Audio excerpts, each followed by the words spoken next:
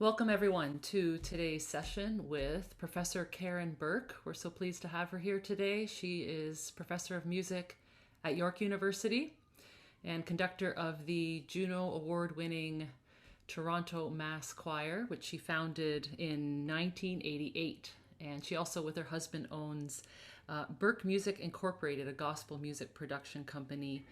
Um, and together they work. I think you work together with your husband, Karen, and Yes, I I've do. I've had Professor Burke come to work with my choirs in the past, and she's a phenomenal musician, phenomenal person, and a hearty welcome to you today. So Thank I'll you. turn it over to you. Wow, that's nice. I'm just so always glad to get on with choir people because choir people are the best people in the world.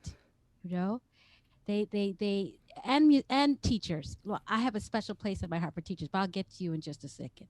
Choir people. Choir people are those people that go to sing music they don't necessarily like with people they don't necessarily like, but they still enjoy themselves. What is that? Right?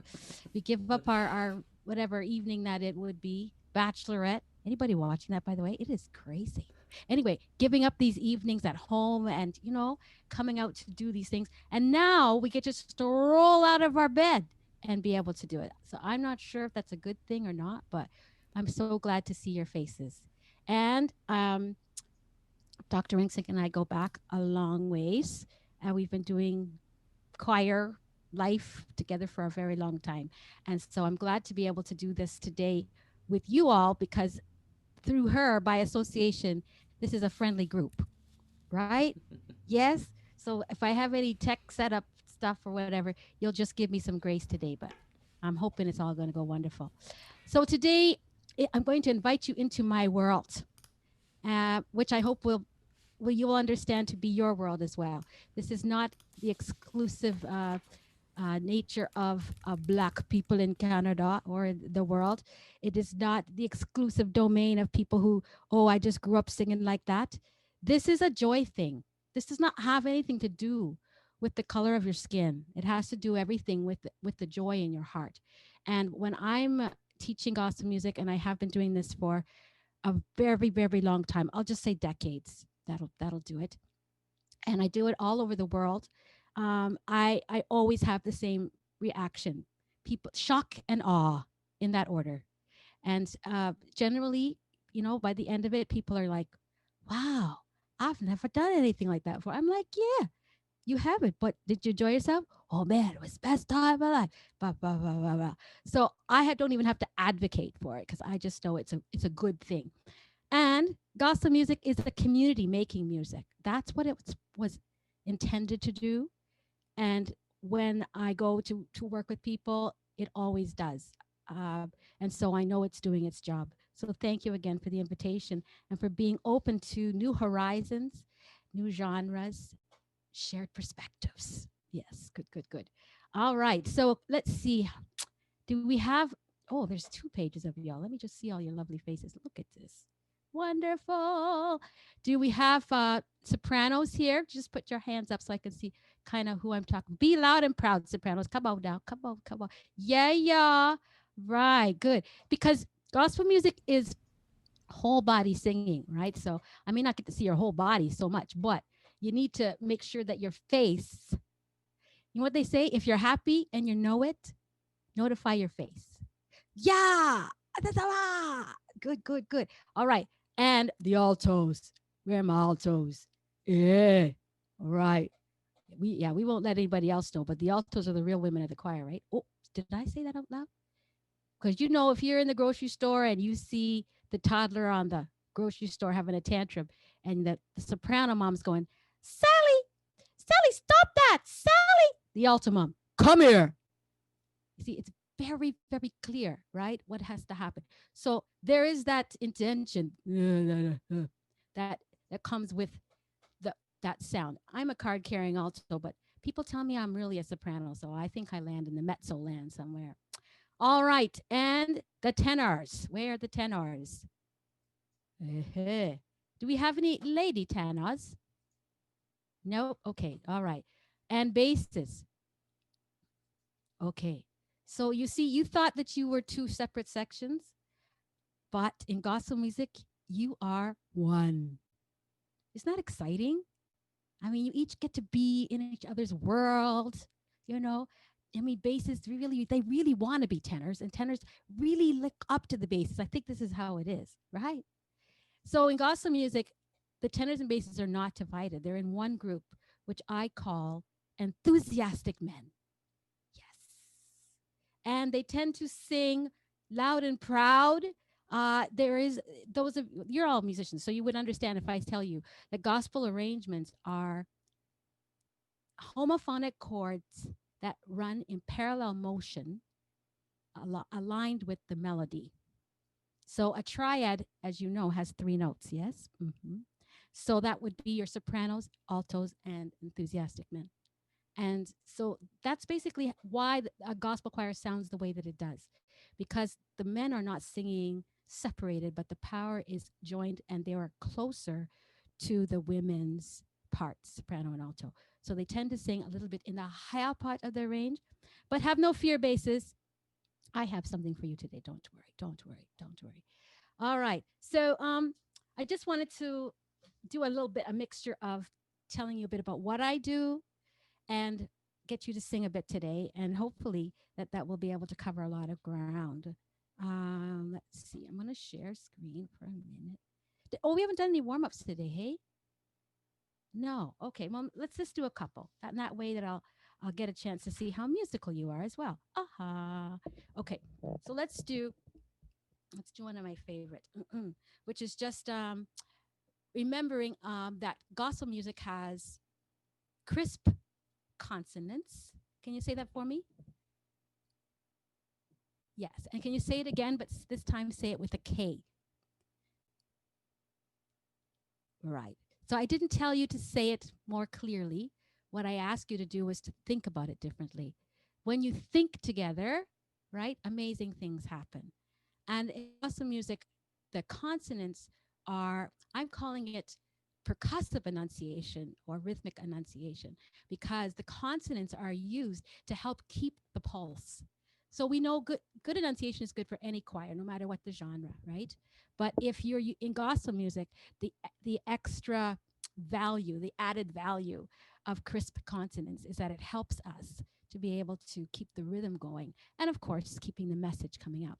And then we have our vowels. The vowels are where the music lives, right? So when you're singing vowels, of course the music comes out. And I'm sure that Dr. Rensing has you singing lovely Italianate vowels, ooh, with a wonderful blend, etc.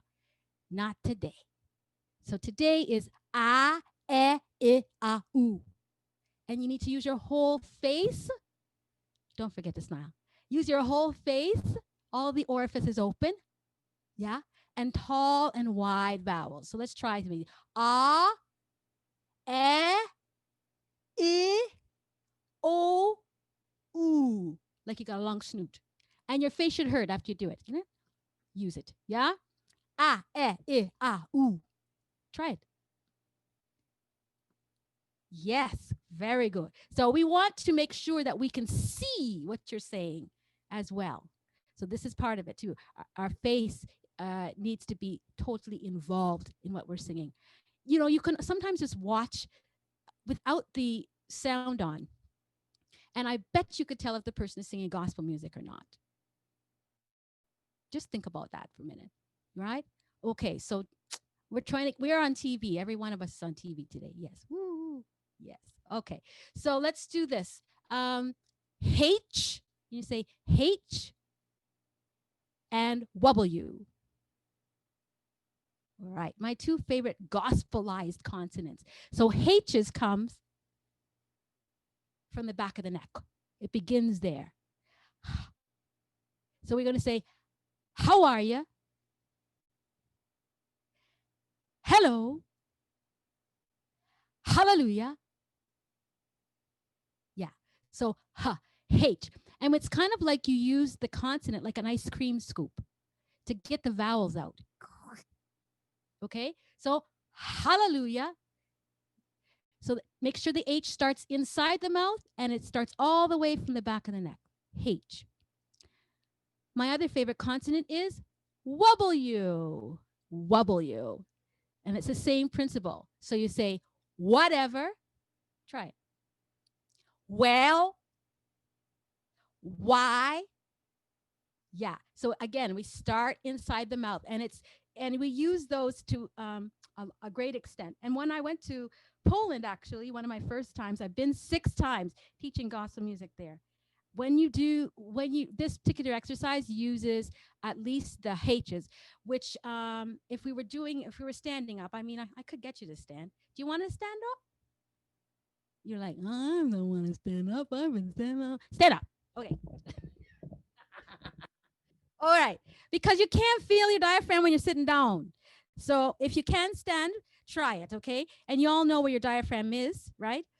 Your diaphragm, if you're trying to measure it, is if you put your third finger in your belly button and then put your thumb up, then when you go, ha, your thumb should start jumping. Ha, ha, ha, ha. Right? That's a quick way to find it if you don't know. And it's a good way to, if you're teaching, to get your little people to find it as well. Our Santa Claus muscle. Ho, ho, ho, right? All right. So it goes, siya, he, he.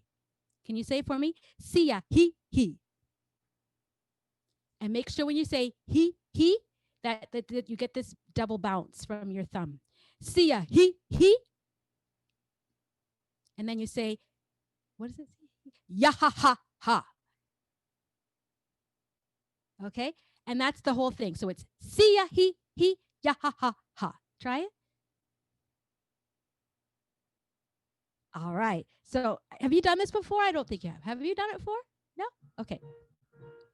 I feel like Josie and the Pussycats here. I'm standing up and playing my keyboard. So it goes like this. Siya he ya ha ha ha. Siya he ya ha ha ha. Siya he ya ha ha ha. Siya he ya ha ha ha ha. What I love about this exercise is it does 3 things. 1, it helps us with our diaphragm muscle. 2, it goes up and down the whole range. And 3, it helps us with our H. Right? To make sure that we are intentional about our H's. All right. So make sure every time you're singing it, you give me some big old belly laughs. Here we go. 1, 2, ready, go.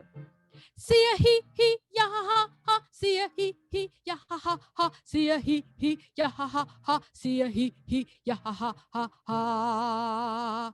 Now in gospel music, one of the things we do all the time is go up by semitones. Now, I can't do the motions and play at the same time, but since you're great musicians, you'll know. Every time we're going to go up. And we always go by a half step. And what that does is it helps to build intensity. So with my choirs, when I'm working with them, in the middle of a song, can you imagine the power? It's amazing. In the middle of a song, I just do like this, and everybody shifts by a half step up. And I can just keep doing that. The guy's eyes do tend to get a little bigger when I do that, too long. But, we keep on going. All right, so we're going to try that. Every time we're going to go up by a half step. We're going to go, ready, and siya he ya ha ha ha. Siya he ya ha ha ha. Siya he ya ha ha ha. Siya he ya ha ha ha ha. Here we go. Siya he ya ha ha ha. Siya he ya ha ha ha. Siya he ya ha ha ha. Siya he ya ha ha ha ha. Are you still remembering the H? Right? Here we go again, and siya he ya ha ha. Siya he ya ha ha. Siya he ya ha ha. Siya he ya ha ha. All right, I think we do a couple more. Make sure your jaw is dropped. Remember, we want those tall and wide vowels. Yeah, I want to see what you had for breakfast. Oh, you had lunch? Lunch too. Here we go. And siya he ya ha ha. Siya he ya ha ha. Siya he ya ha ha. Siya he ya ha ha. One more. And siya he ya ha ha. Siya he ya ha ha. Siya he ya ha ha. Siya he ya ha ha. Bravo! Give yourselves a hand. That was a good belly laugh. Yay! All right, and then let's just do. I think we can do the next one seated. We can. All right, you got your wish. So So this is about, again, exploring our consonants and remembering that we have different types of consonants in the English language. We have our sounded consonants like and n, and those that have a pitch like b. And then we have our explosive consonants like k, f, t, p, sh, right?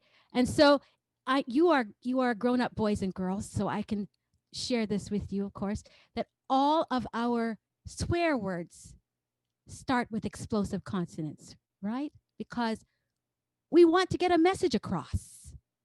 Aha, right. And so let's just play around with them a little bit, all right? So, k, k, t, t, t. Oh, it's kind of like beatboxing, okay? K, k, t, t, t. And you have to try it. We'll do it in time. 1, 2, 3. K, k, t, t, t. K, k, t, t, t.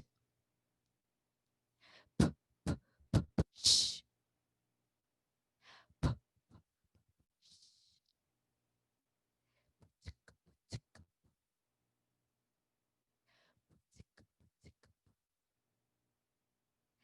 sh, f, f, sh, f, f, f, f. P, tick, p, tick, tick, tick. Okay, let's try this one. It's a bit longer. P, tick, sh, sh, sh. P, tick, p, sh, sh. Yeah, I'm trying to see if you can, like, if we're in same time, even though we've delayed, you should be singing at the same time, right? I should be able to see your lips moving at the same time. Technically, I think that's the way it works, right? So here's the tempo. Here we go. 1, 2, mine, and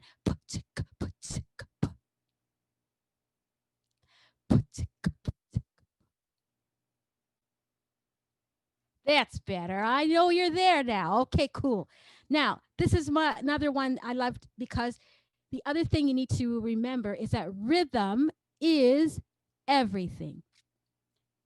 You know, I used to say for gospel music, rhythm is everything, but I tend to think that it doesn't really matter what genre you're in. Let me demonstrate to you. I have been working on a song that I'm going to sing to you just now. I have put a lot of effort into the song, and it is a familiar song, maybe in terms of what you might know, but yeah, I'm just going to sing it for you right now. La, la, la, la, la, la, la, la, la, la, la. Thank you very much. Thank you, thank you, thank you. Great. So, did you recognize it? No, I really put a lot of effort into. You didn't recognize it. Well, it's a song everybody knows, so I'm going to do something different this time. I'm going to clap the rhythm. Let's see if you recognize it now. All right, here we go.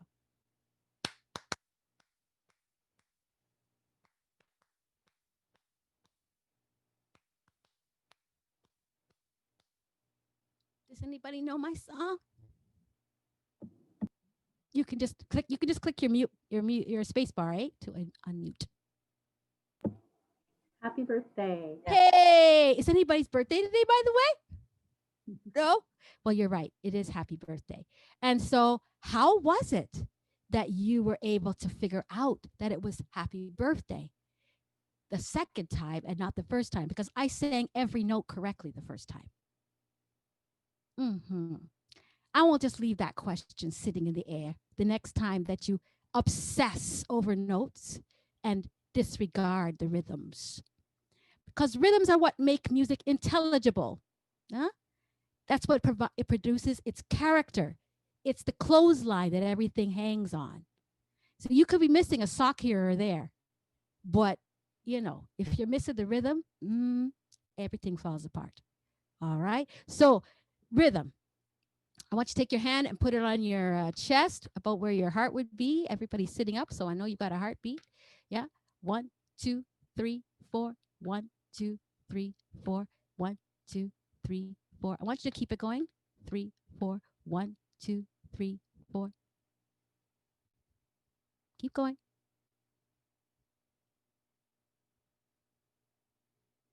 Okay, not bad. This time we're going to only say one, and we're going to say it with an emphasis on it. What would that be?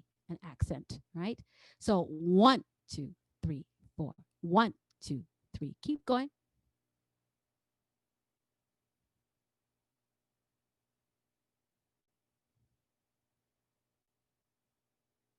Okay, all right. So again, even though we're over Zoom, you're over there and I'm over here, sort of, kind of. You should be able to stay together because you're hearing it at the same time from me, yeah? So we're going to keep it going. And I want you to this time, we'll do it. And then I'm going to tell you at some point to take away your hand. And just keep saying 1.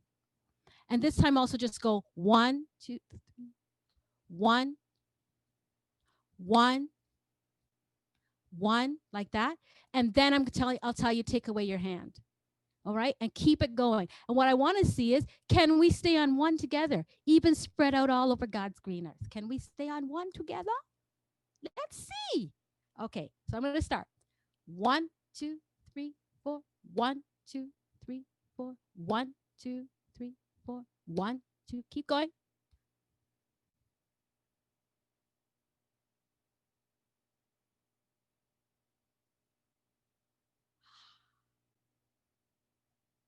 Very good. Not bad. Dr. Insink, we have a quite musical group here. That's very good.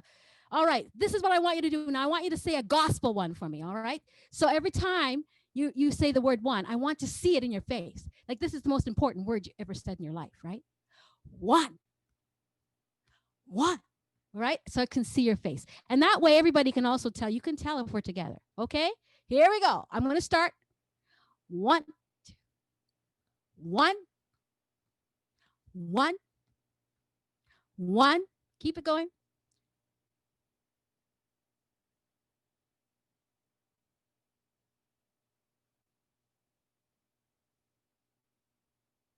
Okay, not bad. Now, if you do this enough times as a group, you can actually start to see if we start tipping sideways and the ones aren't lined up, right? So it's like, oh, come back. Oh, right? And I want to just say this to you and take all the pressure off of your director. Rhythm is not something that comes from outside. So your conductor is not the person who is giving you the rhythm. The rhythm is a community activity.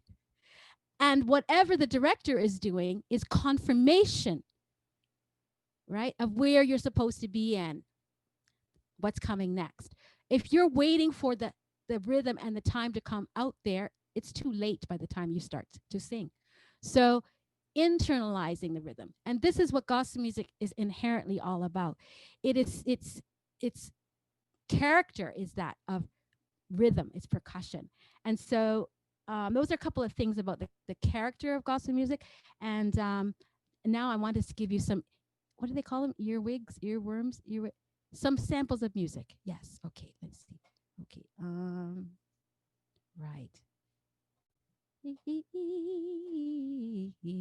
I prepared this just for you. Okay. Let's see. Share screen, Karen. I'm told that is a pedagogical technique to talk out loud while you're doing something. Okay. Right. Can you see this? Lovely. All right. Yes.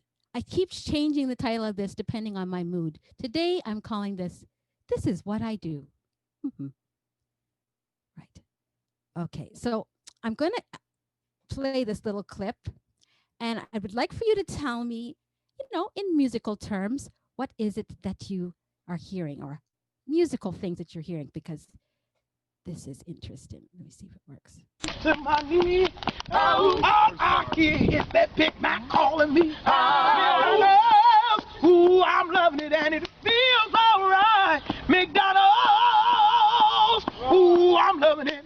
Ba-da-ba-ba-ba, yeah, ooh, I'm loving it. Ba-da-ba-ba-ba, yeah, McDonald's, what I want, McDonald's, number 1, number 2, 2 and 3, 3 and 4, 5 and 6, 7, 8, 9, 10, 11, 12, 12 if you got it. I want it, I want it. get it. Big Mac, T-bone, half fry, a large fry, a large shake. I want it, I want it, I want it. Sweet tea, gotta be sweet. Sweet tea, sweet tea. Ooh, I'm loving it, and it feels alright. McDonald's, ba-da-ba-ba-ba, yeah,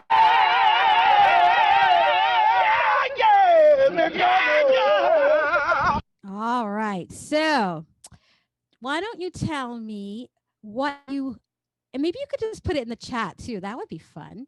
What musical characteristics are you hearing?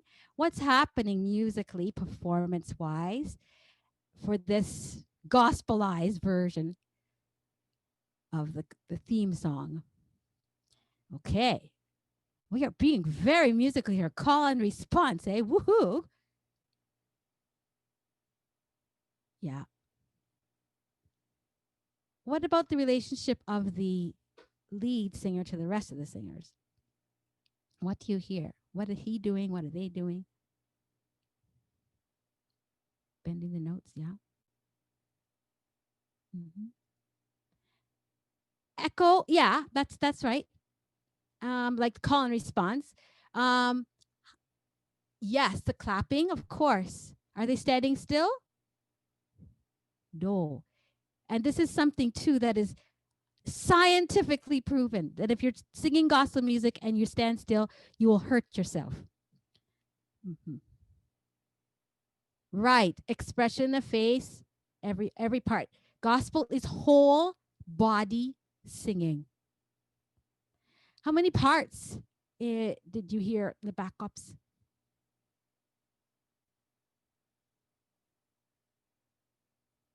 Just want to see how your ears are today. Did you remember? You can only be wrong. Yeah.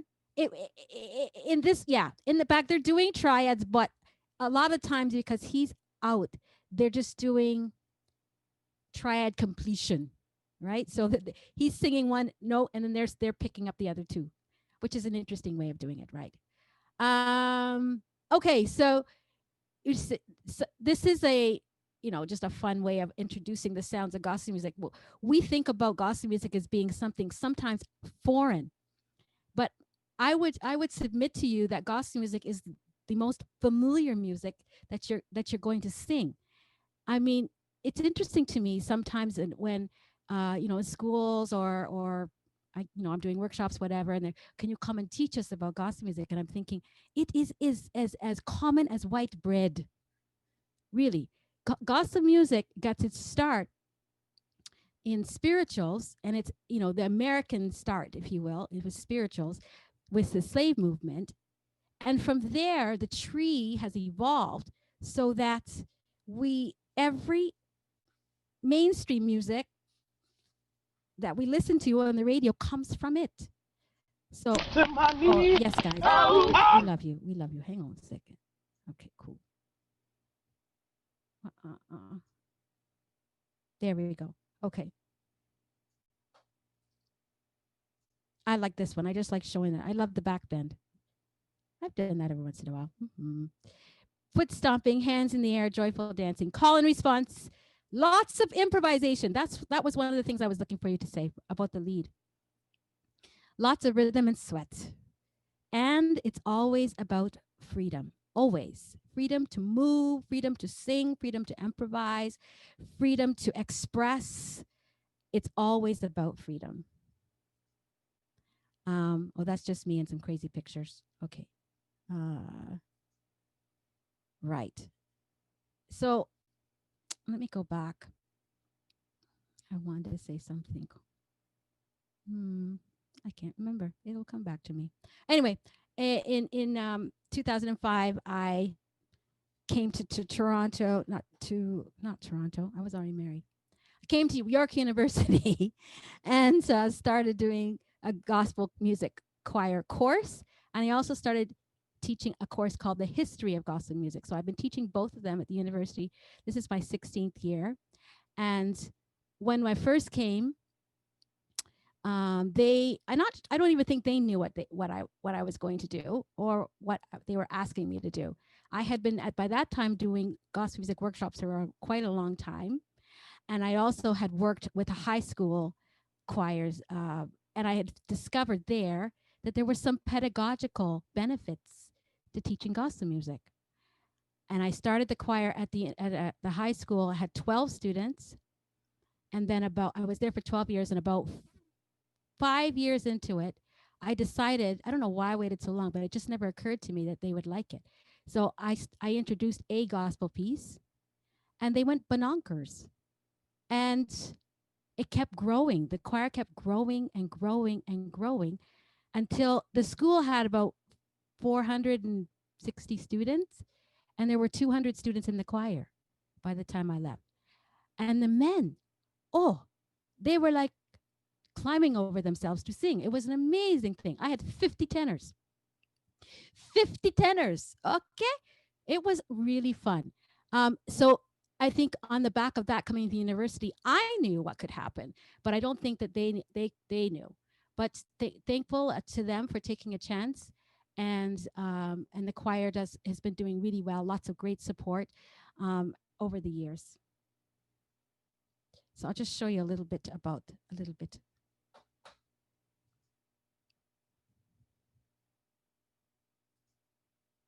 No man cannot hinder me. No man cannot hinder me. No man cannot hinder me. No man cannot hinder me. Yes. No man cannot hinder me. No man cannot hinder me. In the rain, in the morning, very well, very well. In the rain, in the morning, very well, very well. In the rain, in the morning, very well, very well. In the rain, in the morning, very well, very well. In the rain, in the morning, very well, very well. In the rain, in the morning, very well, very well. In the rain, in the morning, very well, very well. In the rain, in the morning, very well, very well. In the rain, in the morning, very well, very well. In the rain, in the morning, very well, very well.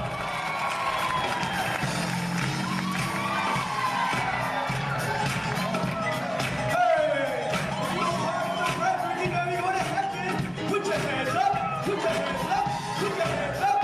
Hey, by the grace of Jesus, I'm going to that city. I'm going to tell you about Kirk. Talk about the city. I'm going to tell you about it. Check, check. The golden street shine with glory divine. The city of the Lord, more than these lines, angel voices, saints rejoicing. Never will there be any pain or mourning. And never will there be any sadness in heaven. Every language and tribe in the Lamb's book of life. Christ has stood by. So if the shit die, I'm gonna have a blessed and a pouring spirit. Kingdom of heaven,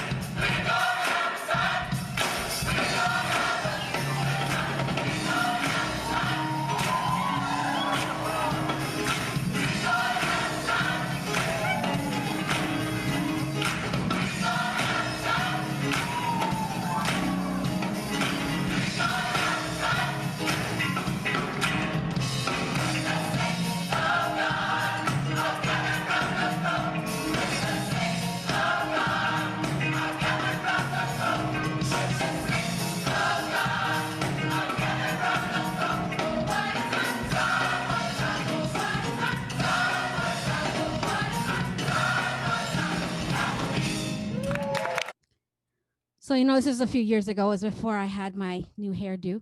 But do you notice too the diversity of the choir, right? And I just want to bring that home because I, you know, you sometimes will get people will say, "Oh, well, this is only for black people." I'm like, no, you're allowed. And I love the fact too that the students will come in September, and I'll ask them, "Do you know anything about gospel music?" And most of the time it's no, or it will be, "Oh, my teacher was used to be in your choir," or it will be, "Yeah, this lady came to our high school," and I'm like, "Yeah, that was me." That was you. So it's getting a bit better in terms of awareness, but the fact is that anybody can do this, and I dare say if I was with you within a half an hour, I could have you doing this too. And you know, you already sing, so it's half the battle, right? Yeah. So gospel choirs are everywhere. They are. And we would say again, maybe we don't know much about them, but for one thing, we know that, you know, every Academy show, Oscars or Emmys, you know, somebody will come out and sing, and there's some gospel choir that comes out on a hydraulic lift, woo, woo, woo, and they start singing. You know, the cool thing about it is that they haven't figured out a way to recreate the sound of the gospel choir, so they have to have a gospel choir, you know what I mean? And so we still get the calls. That's very good. Well, not right now because of COVID, but but otherwise, I love this. Gospel choirs used in commercials to sell cars and detergent. I can remember getting a call for a Lipton soup commercial one time, and you know, because there's something about them that says excitement. There's something about them that says joy. And people understand that when they see it. Even Celine Dion with the gospel choir. I mean, come on, really? Okay. So let me ask you this. What do these singers have in common? Jennifer Hudson, Whitney Houston, Aretha Franklin.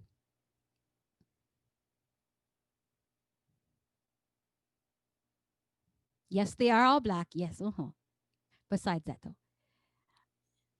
Yes, they did begin singing now, not just singing in church, but singing what in church? Yes, absolutely. Okay.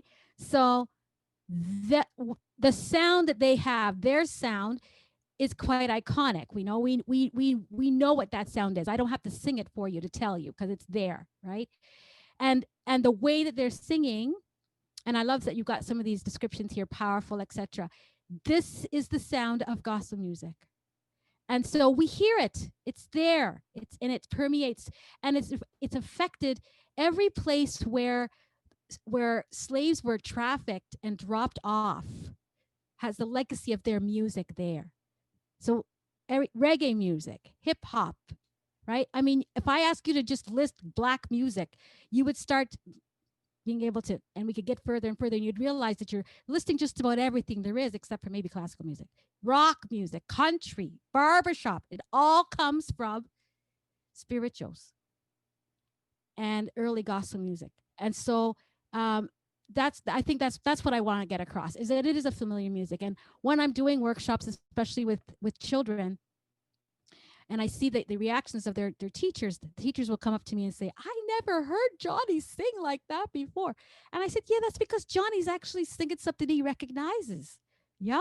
So it's not about there being one better music or the other, but what are we trying to share with our students, if not some joy, if not some community, if not some I can.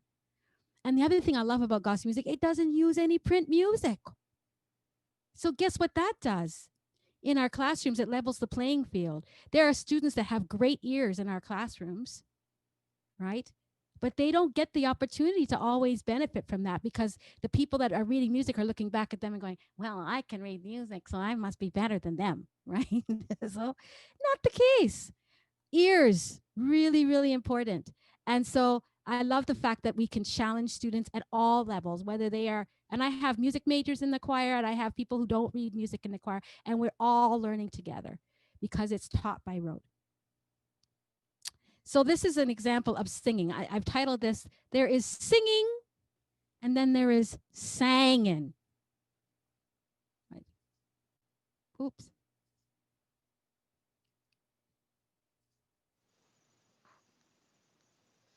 The Lord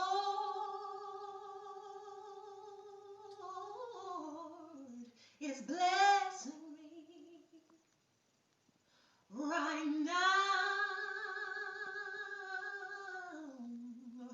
Oh, right now. I said the Lord is blessing me right now. Oh, right now. Oh, he woke me up this morning, and he started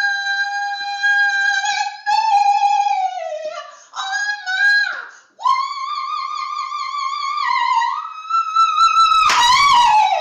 The Lord is blessing me. Yeah, right now. Oh, yes, he is. Oh, yes, he is. Right now. Oh. That's April Sheard. And she's doing that sitting down. I always can't imagine that. But, you know, one of the characteristics of gospel music, you could hear a lot of it in there. And call and response we already talked about, but also falsetto is a big one, right? Especially where the men are concerned. They can do so many things with the range of their voices, and having them as enthusiastic men that can do that. They can have the big barrel sound, but they can also bring the strength of that up into their higher range, right? Which really adds a lot of power. It's like like a hydraulic lift to the choir. And then we have what I call, and I'm not sure if it's original to me, but I'm going to take it today, Afro-Melismas. You heard some of them in that last clip, right? You know what a melisma is, yes? And so an Afro-Melisma would be the same type of thing, but instead of using a major or a minor scale, we're using a pentatonic scale or the blues scale or those notes that are typically used in Black music. We also have shorter phrases that allow for lyric improvisation, and you heard some of that in the McDonald's clip, where the leader, you know, he was riffing on his lyrics there for a theme song, right? Blue notes, which we know, you know, the flat third, flat six, etc. Syncopated rhythms, and again, what I'm calling percussive enunciation or rhythmic enunciation. These are part and parcel of the characteristics that create an authentic gospel sound. I want to say short phrases. I want to just come back and say, so if you're singing something, the Lord is blessing me right now, right? It's not authentically done. It would be short. The Lord is blessing me, unless you're doing it as like a solo, like she's doing. But in terms of like a choir sound, it would be short phrases, and it would be leaving lots of room for there to be a soloist to do some improvisation, you know, or at least the space that people could shout in between, because audiences are not silent in a gospel concert. You know, we get so used to coming into concert halls and sitting down with our hands folded and watching. And if you sneeze, everybody looks at you, right? But, you know, in West African culture where this music is based, the whole idea of a hierarchy of you being better singer than me, it doesn't exist. It's a community thing. We sing together. We don't sit and watch somebody sing. We participate. And so that's why if you go to a gospel concert, you'll hear people say, yes, sing it. Hallelujah, praise him. You better sing, boy. That kind of stuff. And it's totally expected and totally allowed. People stand, you know, in the middle. People like what's happening, they just stand. You know, so I've learned, I tell people, if you want to go see a gospel concert, make sure you sit near the front, because you won't see nothing if you want to sit down. All right. This is just quick. I'm going to run by this. This is just some of today's gospel greats. And if you can catch any of these names, Yolanda Adams, Fred Hammond, this is this guy here, Sorry, you can't see his name. Fred Hammond, Travis Green. He's a little bit, he's not exactly a gospel artist. He is known as a gospel artist, but his style is very non-traditional. Ty Tribbett, Kirk Franklin. Some more of you would have heard of Kirk Franklin. Karen Clark Sheard is I would say, the person that every gospel woman singer wants to sing like. So if you can find any of those people and Google them and listen to them, you'd be listening to like the premium gospel music that's available today. Just, just put it on. This is the great thing about the internet, eh? You can just Google it and everything is right there. You can download music and it's right there. But I would suffice it to say any of these people would take you down a rabbit hole that you would thoroughly enjoy. Yes. Okay. I don't have time, I think, to play him right now. But I'll just say to you, Daryl Coley is my all-time favorite gospel male singer. All-time favorite. And if I have time, I will play. Oh, I got to do it. I just got to do it. I can't just leave it. Come on. Okay, because I would feel badly. I would feel really bad if I didn't do this for you today. Okay, let's do it. Okay, come just a little bit, just a little bit. Okay. Oh, life could be a dream. We don't want to hear about your dream. Okay, cool. If you have arthritis and you eat tomatoes, you need to see this. A new tomatoes. They're not a. As soon as it gets here, I'll have a new song.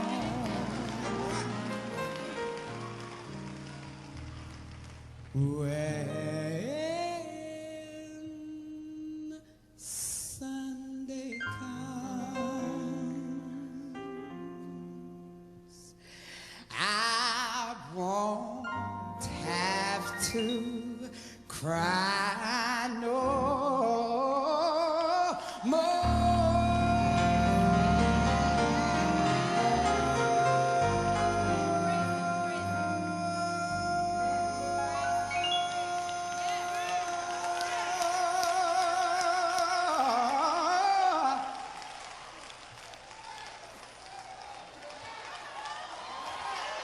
Jesus will soon. Okay, so if you want to look it up, it's called When Sunday Comes.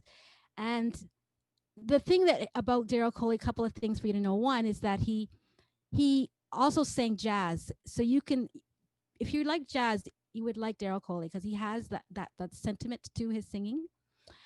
The other thing is that little known fact that if you watch The Simpsons, he's the voice of Bleeding Gums Murphy. Yeah, so there you go. Daryl Coley. He's no longer with us. He died in 2016, I think. But still the best. Why gospel music? Why not? So you going to ready to sing a little bit? Okay. All right. We're going to do our own call and response.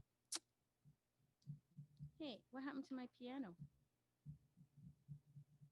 Hey. Oh, there we go. I don't know why that happened.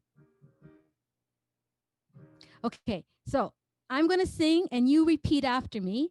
And I've actually put the lyrics up there. Sometimes I don't, in class, I never do this. So say thank you, Karen. Okay.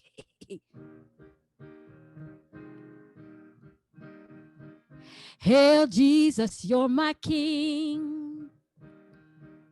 Your life frees me to sing. I will praise you all my days. Perfect in all your ways. Hail Jesus, you're my King. Your life frees me to sing. I will praise you all my days. Perfect in all your ways. Okay, now I'm going to get you to do this. I want you to close your eyes. Okay, I don't want you to read because I know you're looking at them. They're staring them down. You're not hearing me. You're not hearing me. Okay, so the reason why you need to hear me is because you need to sing exactly the notes that I'm singing, right? And it should be able to be done in time. And then we're going to go up by semitones. Again, I probably can't do it, show you, but that would be the movement I would give to the choir. We're going to go up by semitones for each successive verse, and actually for each verse, the words are going to change. You're going to have to just listen anyway, yeah, and then we'll spin around on the last part. Okay, but close your eyes now. See if you can listen more than you watch. Yeah. Hey, oh, by the way, sorry, you're supposed to sing after me. In those spaces, that's supposed to be you. Yeah. Here we go. Hail Jesus, you're my King. Your life frees me to sing. I will praise you all my days. Perfect in all your ways. Here we go. Hail Jesus, you're my Lord. I will obey your word. I want to see your kingdom come. Not my will, but yours be done. I'll do that one again. Hail Jesus, you're my Lord. I will obey your word. I want to see your kingdom come. Not my will, but yours be done. We're going up again. Hail, glory, glory to the Lamb. You will take us into the land. We will conquer in your name and proclaim that Jesus reigns. Let's do that again. Glory, glory to the Lamb. You will take us into the land. We will conquer in your name and proclaim that Jesus reigns. Hail, hail, Lion of Judah. How wonderful you are. Hail, hail, Lion of Judah. How powerful you are. How powerful you are. How powerful you are. How powerful you are. So I put up the fist. What's the fist mean? Well, it doesn't just mean stop, right? It means, yeah. So it means whatever ending we've decided to go to, it can mean all of that too. Whatever ending we've decided to go to, or we're about to come to the ending. You did that very well. You knew where to end anyways, right? Because you could tell because I was slowing down. But what do you think that does? In a concert, that means that I can repeat as many times as I want to, right? So it gives you a lot of freedom. So when you go to a gospel concert, those of you who've been to one too, you would know that you never see the same performance twice, because they can do as many repeats as they want to. You know, sometimes they'll be on a TV broadcast or something, and they'll say, you have 3 minutes and 20 seconds to sing. I'll be like, okay. So I look at my watch as we're singing, and it's 3 minutes and 10. And I go, okay, the choir. They just know, keep going, right? And then put up my fist at 3:19. And then they come to me afterwards and say, oh, wow, that worked out just correctly. You sang to 3:20. I went, yes, that worked out just nicely, didn't it? Right. So you can, as the conductor or the chef, you get to create your meal every night differently. So if you have a different soloist, the soloist is going to have different ad libs. If you have the same soloist, they'll probably have different ad libs. The band will be doing things differently. The way that the number of repeats, or how you turn the choir. So we did this, right? Which means to what? Yes, somebody, can you press your space bar and talk to me? I want to know if you're live. Up a semitone. Thank you. I bet you Nick, is Nick a tenor? Tenor and bass, Tenor depending and what's bass. needed. You see, I just know because you're right on the bit. Yeah, come on, come on. Okay, yeah, upper semitone always. Okay, you know, the odd time we might have a modulation that goes up like a tritone or something, but in the performance mode, this is the sign. What is this? This of course just means keep going. What does this mean?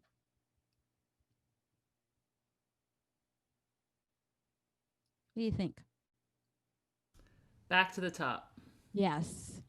Back to the top, of course. So if you're in the jazz idiom too, because jazz and gospel are cousins, you know, some of those things too are the same. The signs are the same.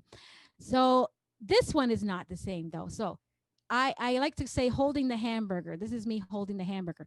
The hamburger is made up of sopranos, altos, and enthusiastic men. My Sams. Yeah. So what if I do this? In concert, I'll do like this. Whoop. What do you think that means?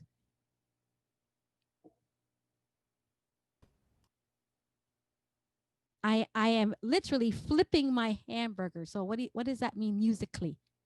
Men take the melody. Well, it depends on where the melody is, but you're on the right track. Just say it in a musical term. What is this? Yes, inversion, right? So that means whatever part you are on, you're going to be taking the part of the next highest one from you. Yeah. So if the melody happened to be in the sopranos, which lovingly and amazingly, it is not always in the sopranos, the melody. Sorry, sopranos. Sometimes you have to sing harmony. Isn't that wonderful though? You get to sing harmony. So if we do this and the sopranos are singing the melody and we flip it, everybody's moving up one. So that means the altos are now going to be singing the melody. Yeah. And then what if I did it again? Well, now we're going to have the men singing the melody. And then if I do it again, you know, so I can do that. And I have done that, you know, 2 or 3 times in a concert. And that's something too that we don't have to practice. The choir will know that in the song where we are, flip. Everybody's going to go to the next harmony. So it's a good thing. It's a musicianship skill as well, right? So we did this sign here. Mm-hmm. It just means move to the next section. We tend not to talk so much about verses and choruses and bridges as we do about sections. So section 1, section 2, we're moving to section 2. And then the end, known as the vamp, its corollary in classical music would be a coda. So we understand a coda is thematic material that's used in a new way, right? And so the same thing happens with the vamp. So what we did when we sang how power, oh no, that's a different one. No, I can't give you an example right now, but every gospel song, 95% will have a vamp. We'll have some place where the song moves to that is, it could be like in a related key, or usually it's the minor of that key. And we just fool around with it. We just like do things with it. We flip it, we repeat it. We might break it down. Sopranos sing it, altos sing their part, tenors sing their part, everybody back together. I think when you saw that when I was doing that with the gospel choir, when we had the sopranos singing and the altos singing and the men, and then we all came in together. That's a gospel performance technique that's used to be able to expand and I want to say hype up, intensify the vamp. Okay. Now the last sign is this one here. And this just means to repeat the last line or tag. Some of you would know tag something, but you would just take that. So we tagged in Victory Chant. We use, how powerful you are, how powerful you are. And I can do this all day. And the choir just keeps singing the last line. And then we do this and they know how to finish. So that means that we can move through a song without having to have any print music. It can be different every time, and everybody always knows what's coming next. That's provided they do know the form of the song, right? They have to know what comes next. So I think I'll leave that. Okay, so let me say that every year we always have a workshop, and we've been doing this since 2005. It's called Power Up. And if you want to see what it looked like last year, I think you can still go to powerupgospel.ca. That's our website. And we offer over 20 different workshops in all types of gospel music making, vocal musicians, dance, composition. For the last 10 years, we've been having it at York. It was so funny, we were doing it, for about 8 years. And I can remember sitting and I was praying to the Lord. And I said, Lord, we need a bigger place. I like a school or something. And then he said, well, duh, you work at a school. And I was like, oh. So I went, asked my chair. I was like, can I have this gospel concert here at York? They said, sure. So we've been doing it every year. And because of that, we can have instrumental, because if you're at a church or something like that, it's going to bleed right through the walls. So now we can offer drums, bass, guitar, Hammond organ.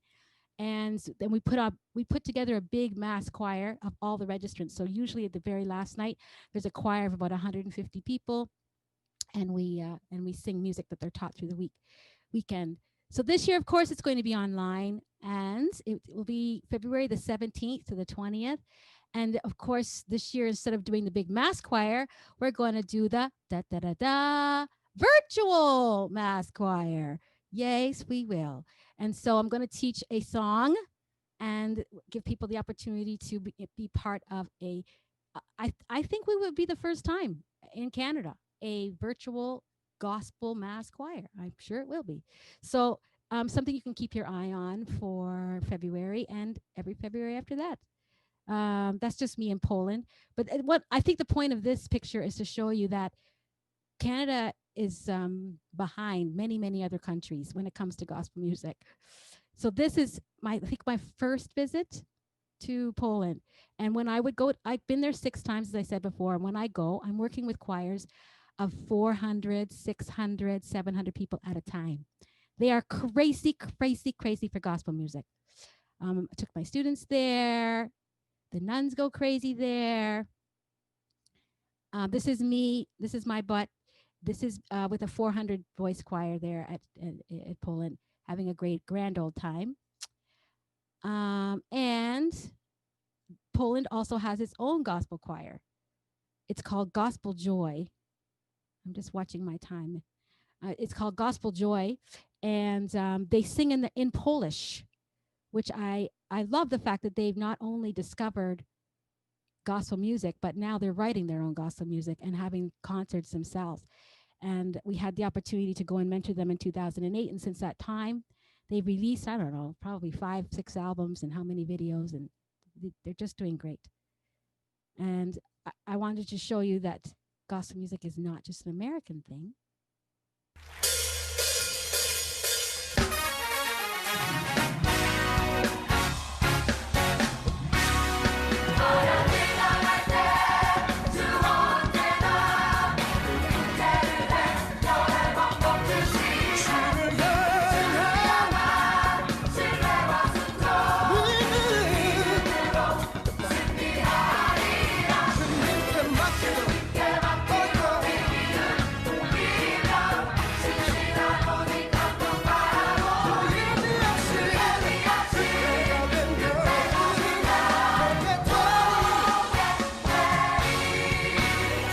Okay, and again, singing in their own language, which I always love.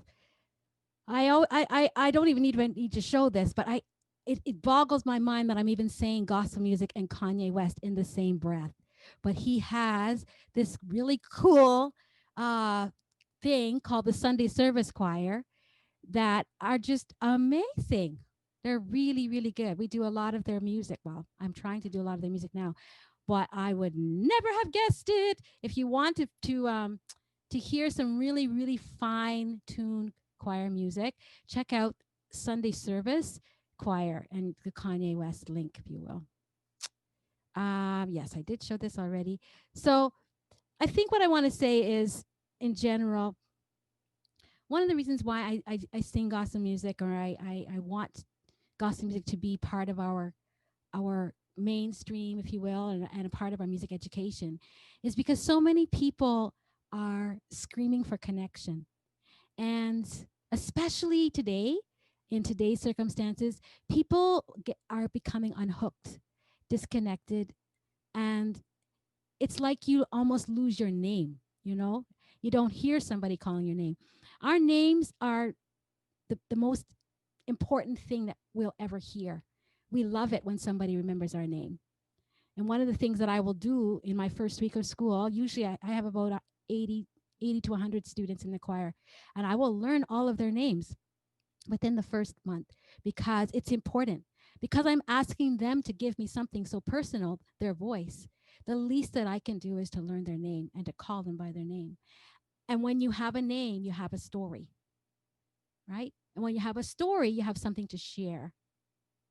When you have something to share, you can make connections. And when you make connections, then you can have hope. And when you have hope, then you can have freedom. And what I said to you before, gospel music is always about freedom. And that's how it was born. It was born out of spirituals, which were created because they were not allowed to speak.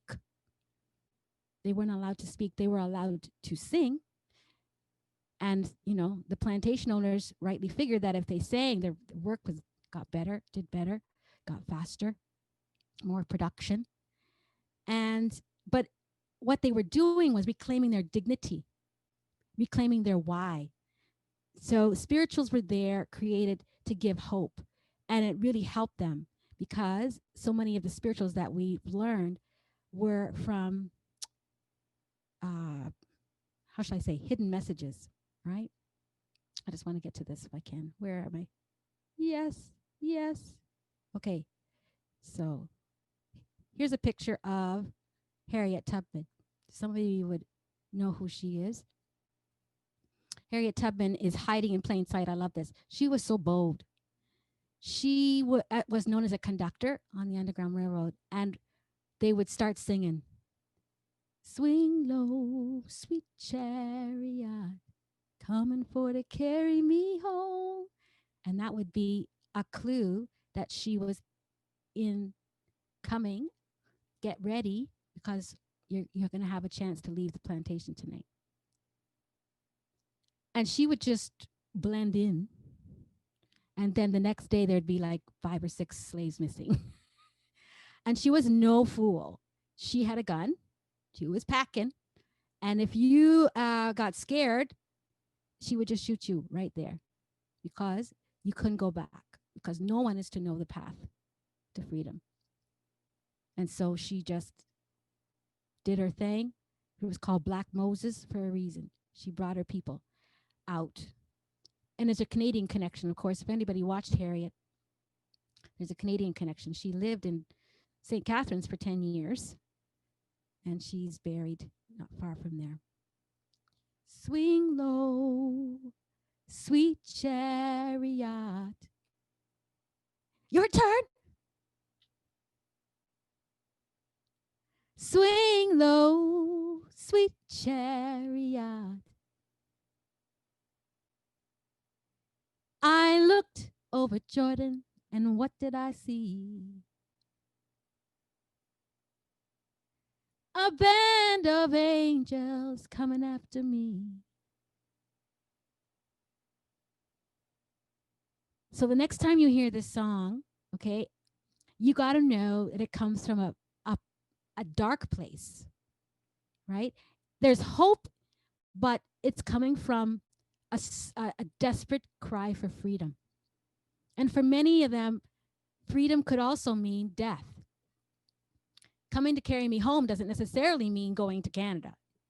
It's just like any place but here. So sometimes you hear, and I've been adjudicators for some of these choral festivals, and the choir will come up and they're going, "Swing low, sweet chariot, coming for to carry me home." And I'm like, you have no idea where this song comes from, right? So context, right? Understanding the roots of the music will help you to be able to do it in an authentic way, to be able to perform it in a way that gives respect. So I think I'm just going to pause there. And I know I've spoken a lot here, but you've been singing too, which I applaud you for. And if you have any questions, I'm available to you for whatever time we have left.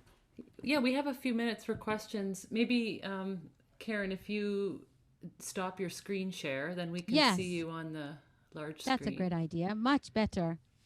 I'm going to start with a question, and then if anybody else has one, you can put it in the chat, or you can unmute yourself. You can raise your hand in the participants view. Have you experienced people who are reticent to do gospel music, either for religious or cultural reasons? You know, it's never happened to me. No, let me take that back.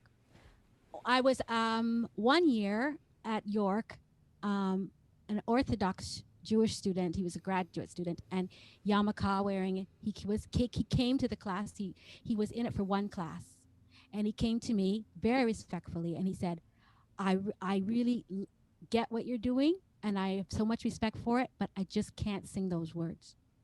And I said, that's fine. But what I loved about it was he actually got it. He got what we were doing. So that's fine. The funniest thing, well, a couple of times. First year I was there, second year I was there, I needed a drummer. And this guy came and he said, I want to play drums for your choir. He said, I'm Jewish. He said, but I don't know about this Jesus thing, but I sure love this music. So I want to play for you. I'm like, sure, come on, play. So he played for me for 3 years. And then another student, about 6 years ago, I took the gospel choir to do a professional development day for about 100 high school teachers. And I decided to allow 5 students to just speak about why they've joined the choir, what they're getting out of it. I didn't coach them. I probably took a little bit of a chance, but I just thought, let them go, see what they're going to say. And one of the students, I don't even know if I knew he was Jewish. But anyway, he got up and he said, I'm just a Jewish boy from Markham. He said, but I tell you, if my rabbi sang like this, I'd be there every week. So, everybody has their take on it. And, but I've only had that one time for like a faith reason, right? But I mean, I think it would be like anything else, right? I mean, I can remember when I was at the Christian high school, and we were singing a song and it was talking about, I don't know, the words could have been construed as like maybe astrology or something. And the person, the family said, okay, you cannot sing this song. I said, okay, fine. If you want, you can do another song. So, there's always going to be those different things. But for me, gospel music has so many benefits. And if none the least is historical, being able to make those connections and musical connections at the very, very least, that is a very powerful reason for including it wherever I am and wherever music is taught. And maybe that's the missing point too, that it's so connected with like maybe spiritual expression or religious expression that it's really a historical and cultural expression. Exactly. And and we sing, I mean, people, maybe they don't, I don't know, but there's still schools that will sing Handel's Messiah. I don't know, but that's considered like classic music, right? But it's scriptural, right? So people don't make those things when in other cases, right? So I'm just saying, and learn from the genre, learn what you can from it. There's a question in the chat from Kendall. How do you encourage singers who have trouble letting go what they've already learned? If they have trouble learning without music or singing vowels or even just, the expression. It's going to take, it takes a little bit of intentional letting go, if you will. The person has to come with an open spirit, right? You're ready to move. But at the same time, the biggest thing I find is letting go of the paper. This paper, and you'll be repeating the words, right? Amen. Amen. Amen. Amen. Right? I mean, it's like, so even just that, it brings a freedom that allows you to already enter into the place where you can, and I've not had any issues, because I do, if you would know, most of my work in Canada is to people who don't sing gospel music, right? So I'm singing, I'm teaching workshops for like Toronto Medicine Choir and different places like that. So, by the end of like an hour, we are a regular singing gospel choir. Trust me. I think Leslie, do you have a question here? I'm not sure if you want to unmute and ask it.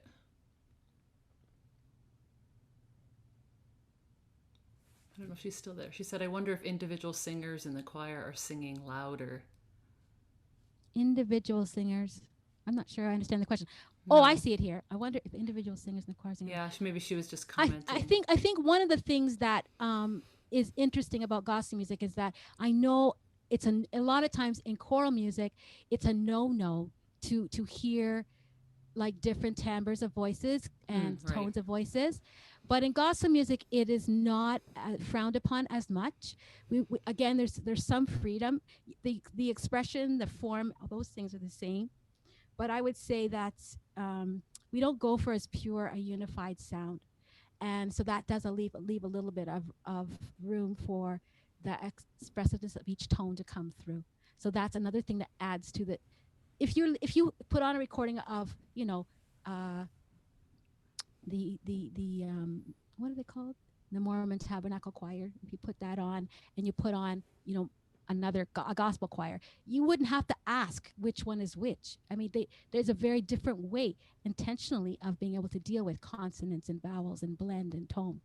And so being able to do both. And I have people in my gospel choir, in the Toronto Mass Choir, for example, that have been singing with me for 32 years, 20 years, 32 years. And they are choral people. They have masters in music and they're doing this and the other thing. So they don't have any problems flipping back and forth.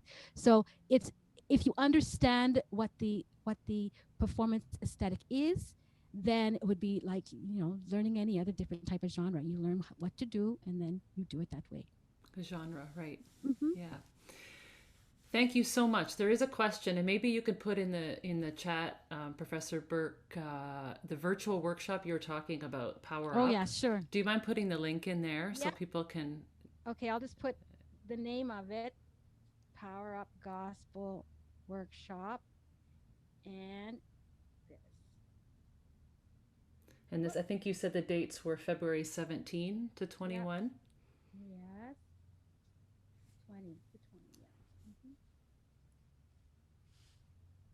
Great. Thank you. You're very welcome. Thank you so much for your enthusiasm and knowledge, for sharing it with us, getting us up and singing. And actually, I was struck by the call and response because it's so difficult to sing together online. But when I was echoing you, I felt like I was singing together with you, but not singing this, the same part, but that we were sort of harmonizing in a way, and that was satisfying. I'm so very thank you. I'm exploring that because I'm a composer too. I said I need to write a gospel choir for Zoom. I think it would work. Oh, it would. And for that reason. I just put this the website for Toronto Mass Choir in there too. We did our own virtual choir video also, right? So okay. Yeah, check that out. You can check it out. Yeah. I'm going to ask everyone to unmute and say thank you to Karen for her time with us today. And we had a lot of great fun and information. So thank you so much. Thank you for the invitation. I appreciate it. And I enjoy, as I said, choir people.